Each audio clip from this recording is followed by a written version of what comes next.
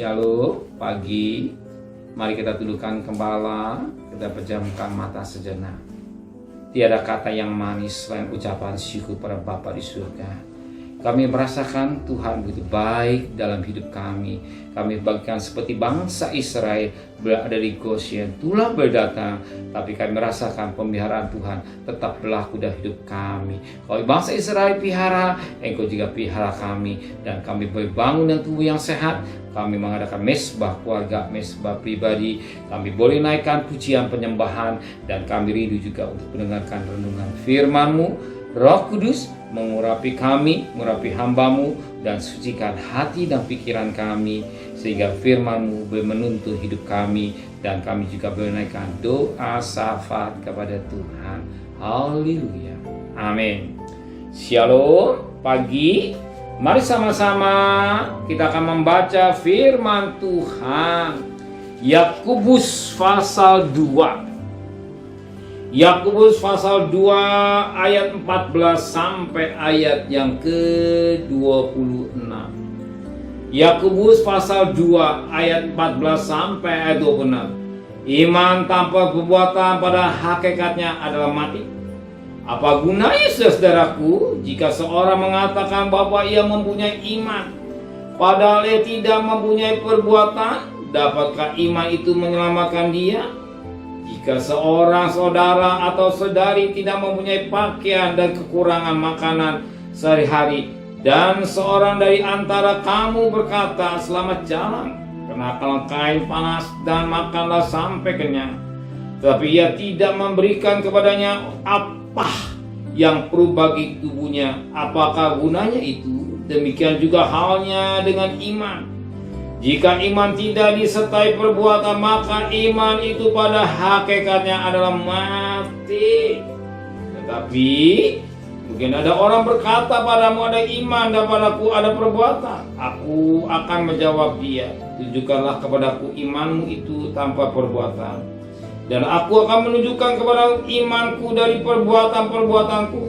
Engkau percaya bahwa hanya ada satu Allah saja, itu baik.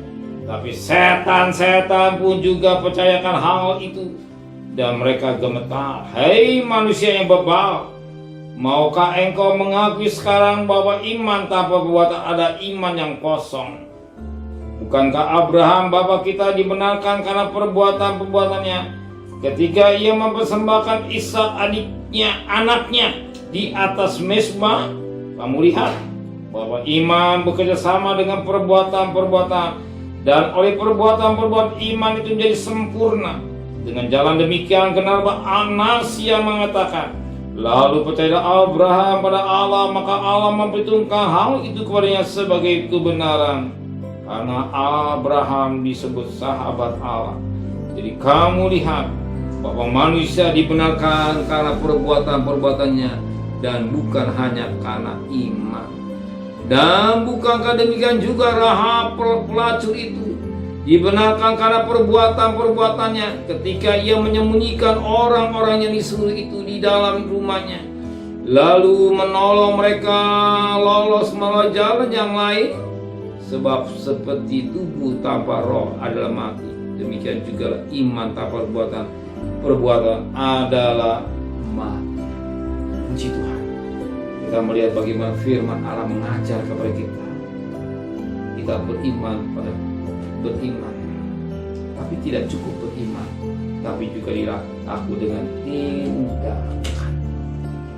Iman dilakukan dengan tindakan. Kita tahi iman kepada Yesus atau percaya kepada Yesus dengan satu tindakan. Apa tindakannya? Kita mau dengar apa dikatakan oleh Yesus. Firman yang menjadi manusia itulah Yesus.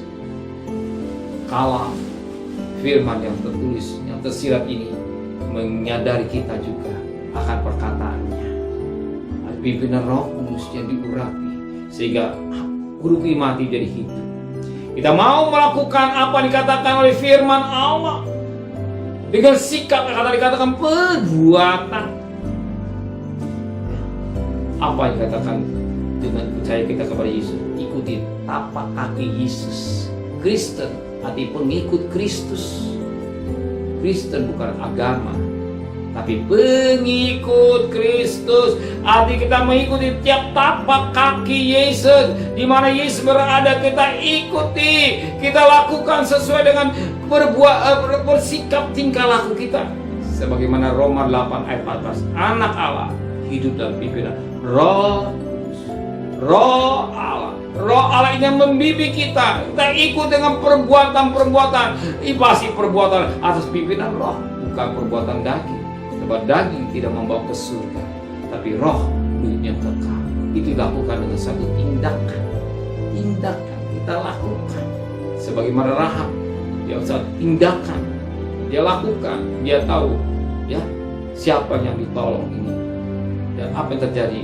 Dia Rahab tertolong dari permalu, maka ambil benang kemisi ya sebagai tanda dan rumahnya. Tanda itu tidak akan jadi pembunuh, tidak ada akan mati.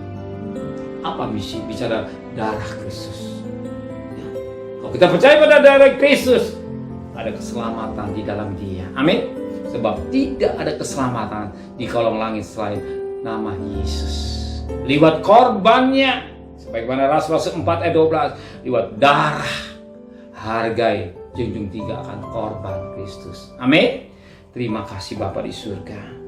Buat firman-Mu, kami melakukan firman Allah dengan satu perbuatan. Perbuatan itu lakukan firman Tuhan. Supaya kami berjalan pada real firman Allah yang tepat dan benar. Maka pada pagi hari pimpin kami semua dalam pimpinan firman-Mu. Sebab firman-Mu pelita bagi kakiku, suluh bagi jalan hidupku.